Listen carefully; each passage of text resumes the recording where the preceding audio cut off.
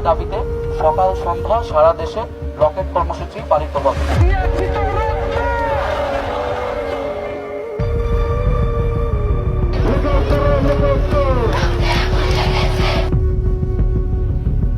এখন আসলে permanent solution না হওয়া পর্যন্ত আমরা যাইতে পারি না।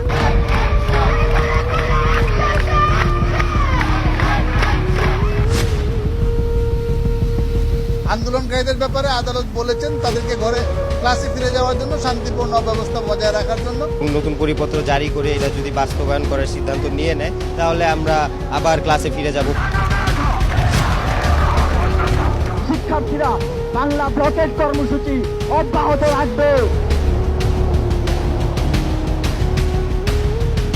এই যে পরিপত্রের যে বৈধ অবৈধের যে খেলা, এই খেলা কিন্তু শেষ হচ্ছে না। আমরা চাই এটার একটি স্থায়ী সমাধান।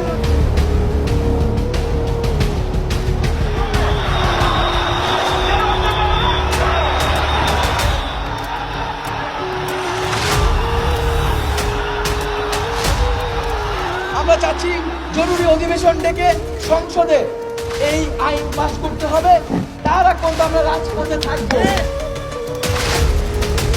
আমাদের যে সংগ্রামী বোনেরা ছিল তাদেরকে হামলা করা হয়েছে, অনেকে আহত হয়ে টাইগার বাগ পড়ে আছে। আগামীকাল বিকাল 4টায় সারা দেশের সকল ক্যাম্পাসে বিক্ষোভ মিছিল ও সমাবেশ অনুষ্ঠিত হবে। সরকারের কাছ থেকে একটা স্পষ্ট বক্তব্য চাই। আগামীকাল আমাদের কর্মসূচি থাকবে মহামান্য রাষ্ট্রপতি বরাবর স্মারকলিপি প্রদান এবং গণপদযাত্রা। প্রফেশনাল আন্দোলনকারীরা এই খোলা পানিতে মাছ শিকার করার জন্য রাজপথে রয়েছে।